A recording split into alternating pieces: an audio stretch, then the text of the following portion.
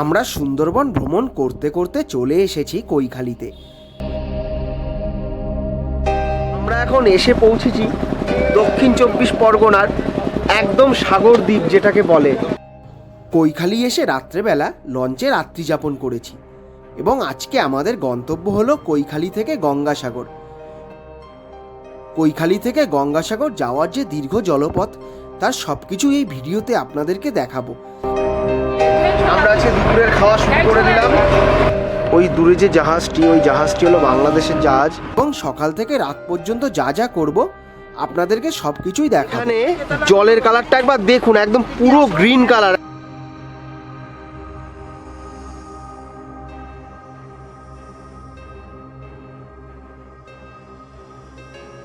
কেমন আছেন আপনারা সবাই? আশা করি সবাই খুবই ভালো আছেন।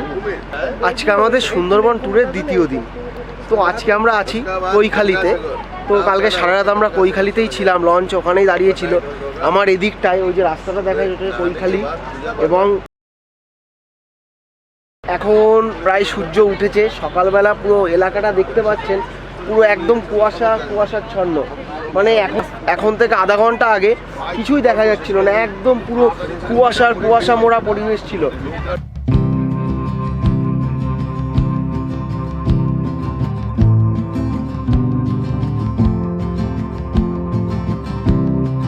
আমাদের সবাই বসে আছে, সব দেখে সবাই বসে বসে নদী, সুন্দরবনের জঙ্গল, এইদিকে জঙ্গল এবং এদিকে নদী, পুরো নদী, এই নদী সবাই উপভোগ করছে।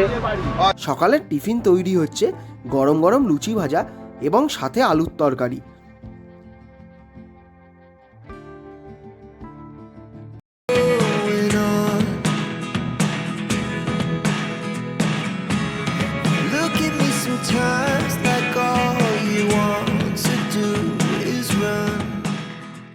সুন্দরবনের দ্বিতীয় দিনে আজকে আমাদের সামনে সকালবেলা খাবার চলে আসলো।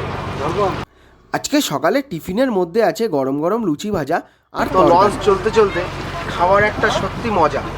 এই মজা একমাত্র সুন্দরবন ছাড়া অন্য কোথাও সম্ভব নয়। বাহ, খুব সুন্দর। লঞ্চ চলতে চলতে এরকম সুন্দর সুন্দর জল দেখতে দেখতে একমাত্র সত্যি খুব সুন্দর অনুভূতি। সকালের টিফিন কমপ্লিট করে আমরা আবার তাকিয়ে থাকলাম অতল জলরাশির দিকে। এই বুঝি জলের মধ্যে কিছু দেখা গেল। লঞ্চ চলতে চলতে প্রায় 8টার সময় লঞ্চ ছেড়েছিল, এখন প্রায় 10টা, সাড়ে 10টা বেজে গেছে। তো লঞ্চ চলতে চলতে আমরা এখন মাতলা নদী ছেড়ে ঠাকুররানী নদীর মুখে পড়বো। মানে আর একটুখানি গেলেই ঠাকুররানী নদী। তো এই যে দূরে এই যে বনের এই যে ডিভাইডেডটা হয়ে গেছে, এই যে এইভাবে, তো এদিকেও এই যে বন, এই নদীটা হলো ঠাকুররানী নদী। আর একটুখানি গেলেই আমরা ঠাকুররানী নদীতে পড়বো। এখানে জলের কালারটা একবার দেখুন, একদম পুরো গ্রিন কালার, একদম সবুজ কালারের জল। কতটা সুন্দর লাগছে এই জলটি। লঞ্চের ডেকে দাঁড়িয়ে সুন্দর এই প্রকৃতিকে উপভোগ করছি।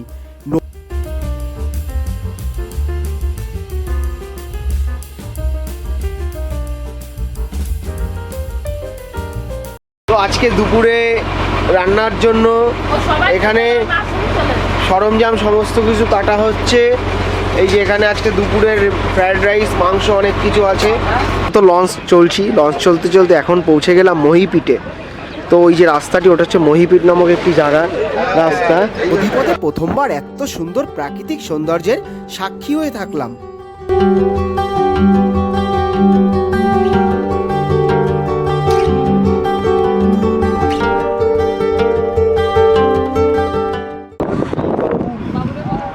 এদিকে একটা নদী চলে গেছে এবং সোজা চলে গেছে। আমরা এই সোজা রাস্তাটাই ধরবো।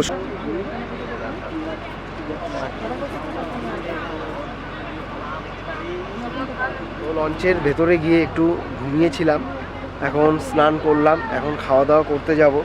তো প্রচণ্ড শরীরটা একটু ডিহাইড্রেট হয়ে গেছিলো, তাই একটু না ঘুমিয়ে আর পাচ্ছিলাম না। তো একটু অল্প করে একটু ঘুমিয়ে নিলাম ভেতরে গিয়ে, এবং স্নান টান করে এখন ফ্রেশ হয়ে খুবই ভালো লাগছে। তো আমরা এখন প্রায় বঙ্গোপসাগরের অনেকটা কাছে চলে এসেছি, এবং মানে প্রায় 1-1.5 ঘন্টা গেলে বঙ্গোপসাগর। এবং পেছনে দেখুন এখানে একটা জাহাজ, ওখানে ঠিক আমার হাতের সোজাসুজি একটা আমার হাতে সোজা একটা জাহাজ দাঁড়িয়ে আছে, একটা দুটো তিনটে, টোটাল 4-5টা অনেকগুলোই জাহাজ দাঁড়িয়ে আছে।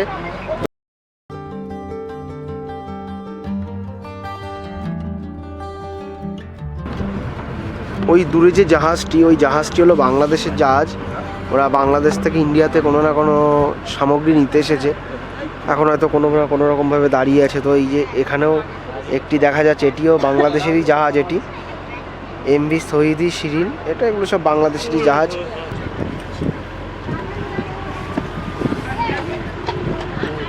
চলে আসলাম দুপুরের খাবার খেতে। আমরা আজকে দুপুরের খাওয়া শুরু করে দিলাম। তো আজকের মেনুতে আছে বেগুনি চপ, যেটা খুবই সুন্দর লাগছে, প্লাস ভেজ ডাল, ভেজ ডালের সাথে চিকেন, স্যালাড, আরও চাটনি, পাঁপড়, মিষ্টি, আরও অনেক কিছু আছে। পাতে আর ধরছে না, তাই আপাতত এইটাই নিলাম। আমি খাচ্ছি, সৌভিক খাচ্ছে, এবং রান্নাবান্না খুবই সুন্দর হয়েছে। তো দেখতে পাচ্ছেন চিকেন আছে, অনেক বড় পিস চিকেন। চলুন ওটা খাওয়া যাক, খাওয়া দাওয়া করে তারপর আবার আপনার সাথে দেখা হচ্ছে। একটা লঞ্চের মধ্যে কত লোক উঠেছে।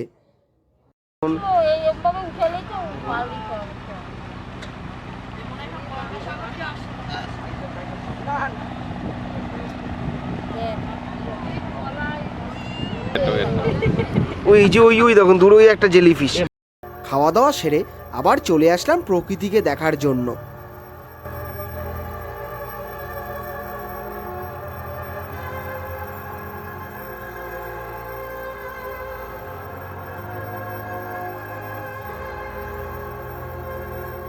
ওই যে একটি লাল চিহ্ন দেখা যাচ্ছে ওখানে, ওই চিহ্ন কেন দেওয়া হয়, যখন কোনো বাঘ কোথার থেকে রেস্কিউ করে তখন সতর্কতা বাণী হিসাবে ওই চিহ্নটা ওখানে দেওয়া থাকে। সে লঞ্চের ডেকের মাঝখানে বসে পড়েছি। তো আমার পেছনেই হচ্ছে নামখানা ব্রিজ। থাকলে ঠিক আছে। তো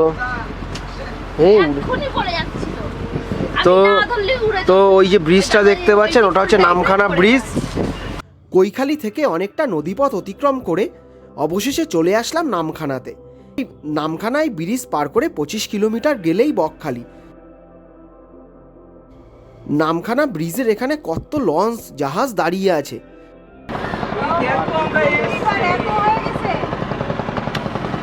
আমরা এখন এখান থেকে কিছু বাজার করব।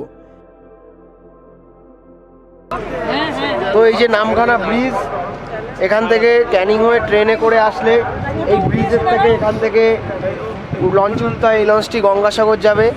লাস্ট লঞ্চ হচ্ছে বিকাল 5টার সময়। তো এরা আমাদের এখানে দাঁড়াতে দিল না, কেন জানি না। তো আমার পেছনে হলো নামখানা ব্রিজ, এবং এই লঞ্চে এই নামখানার থেকেই আমাদের যে ইউজ করা ল্যাট্রিনে ইউজ করা টয়লেট, হাত মুখ ধোয়ার জন্য যে জল, সেই জল এই নামখানা ব্রিজের এখান থেকেই আবার রিলোড করা হবে ট্যাঙ্কির মধ্যে। তো আমরা এখন একটু নামখানা বাজারের দিকে যাব, যে কোনোদিন আসিনি নামখানা বাজার, দেখা যাক যে নামখানা বাজারটি কেমন।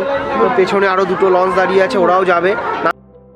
এই নামখানা ফেরিঘাট থেকেই ছাড়ে গঙ্গাসাগর যাওয়ার সরকারি লঞ্চ। চলে আসলাম একদম নামখানা বাজারে। তো আশেপাশে এখানে বেশ ভালো, খুব সুন্দর বাজারটি, এবং আমার মাথার ওপর থেকে ঠিক নামখানা ব্রিজ উঠে গেছে। যেখানে দাঁড়িয়ে আছি তার ঠিক ওপর থেকেই নামখানা ব্রিজ। এই ব্রিজটি সোজা নদী পার হয়ে ওই দিকে চলে গেছে।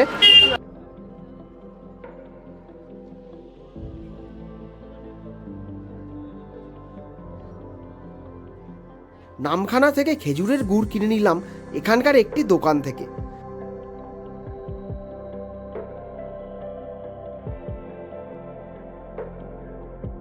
তো এটা হলো নামখানা মাছের বাজার, এখনও সেরকমভাবে খুলে পারিনি।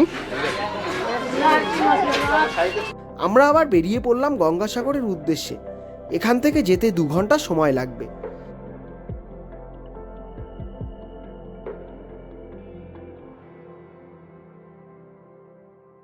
তো গুড ইভিনিং ফ্রম চিমাগুড়ি। তো আমরা এখন এসে পৌঁছেছি দক্ষিণ 24 পরগনার একদম সাগর দ্বীপ যেটাকে বলে, এটাই হলো সেই গঙ্গাসাগর দ্বীপ আমার পাশেই, এবং এটি হলো সাগর বিধানসভার চিমাগুড়ি। তো এই জায়গাটিকে চিমাগুড়ি বলা হয়। এটা হচ্ছে চিমাগুড়ি ফেরিঘাট। তো এটা এখন একটি খাল, যেটা কৃত্রিমভাবে তৈরি করা। এখান থেকে আমরা বঙ্গোপসাগরের একটু পাশের থেকেই আমরা মুড়িগঙ্গা নদী, অনেক নদী আমরা পাড়ি দিয়ে এসে, বিশাল নদী যেটা রাত্রেবেলা রাত হয়ে গেছে বলে আপনাদেরকে দেখাতে পারিনি। কালকে যখন রিটার্ন যাব তখন যাওয়ার সময় আপনাদেরকে দেখাবো। তো এই ফেরিঘাট, এই দূরে দেখা যাচ্ছে ফেরিঘাট, ওই ফেরিঘাট থেকে আমরা কালকে সকালবেলাতে টোটো কিংবা অটো নিয়ে কপিলমুনির আশ্রমের দিকে যাব, যার দূরত্ব এখান থেকে 15 থেকে 16 কিলোমিটার।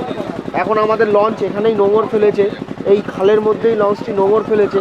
আশেপাশে খুব একটা জনবসতি নেই, দেখাই যাচ্ছে একদম পুরো ফাঁকা এলাকা, যার জন্য আমরা পাড়ে যাইনি, কেননা লঞ্চের মধ্যে অনেক রকমের জিনিসপত্র আছে, আমরা তো লঞ্চেই থাকি।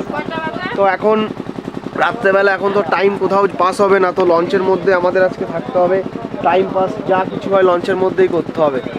120-30 কিলোমিটার পথ জার্নি করে চলে আসলাম, মানে লঞ্চেই নদী পথে জার্নি করে আমরা এখন চলে আসলাম চিমাগুড়িতে। সব কিছুই তো আপনারা দেখলেন, কালকে সকালে আবার আপনাদেরকে দেখাবো। দূরে দেখতে পাচ্ছেন চিমাগুড়ি ফেরিঘাট। ভিডিওটি এখানেই শেষ করছি। ভিডিওটি ভালো লাগলে চ্যানেলটি সাবস্ক্রাইব করে আমাদের পাশে থাকবেন।